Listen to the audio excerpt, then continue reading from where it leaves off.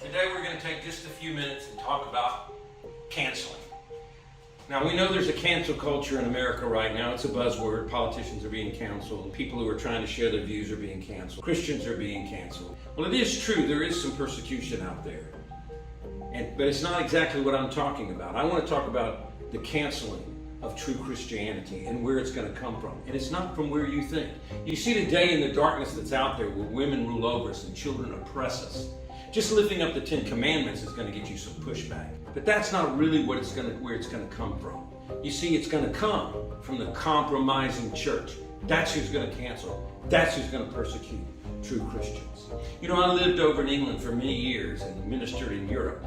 And I could see where the ecumenical movement was rising up. And I could see where things were going. And I would come back and try to share with American Christians that we should not ignore Europe. If we did, it would be to our own peril. And yet, they just couldn't see it many times. They couldn't understand what I was doing over there. There weren't very many Christians where we were at. But we did get the persecution.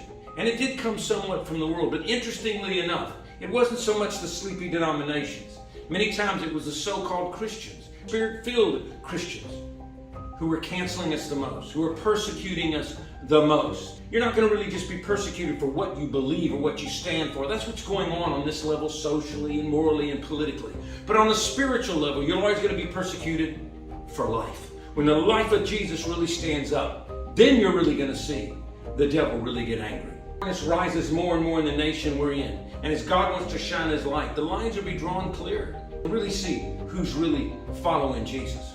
Many years ago, I heard David Wilkerson, a man who I believe had a prophetic word for America and warned about many of the things we find ourselves fighting right now.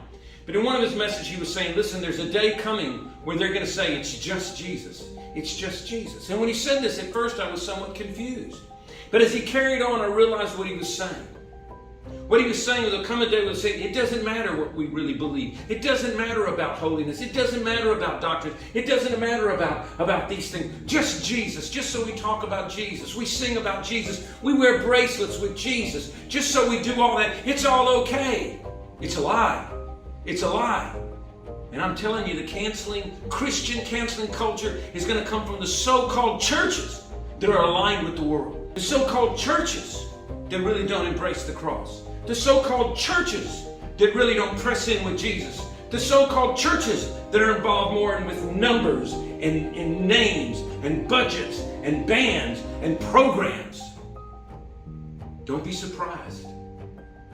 It'll be those of your own household who will turn on you. And we need to be ready. And we're not going to be ready with leadership conferences, worship conferences, with just more Bible study. We're going to get ready by opening our hearts, saying, Jesus, I believe on the ground of new creation, you are everything you said you are. And I want you to apprehend me, and I want to apprehend you the way you apprehended me. Yeah, that's right, the cancel culture's here, politically, socially, even religiously.